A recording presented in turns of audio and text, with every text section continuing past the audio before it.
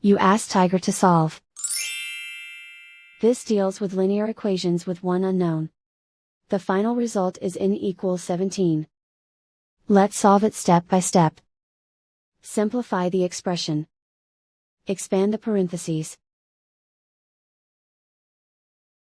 Simplify the arithmetic. Group all constants on the right side of the equation. Add 56 to both sides. Simplify the arithmetic.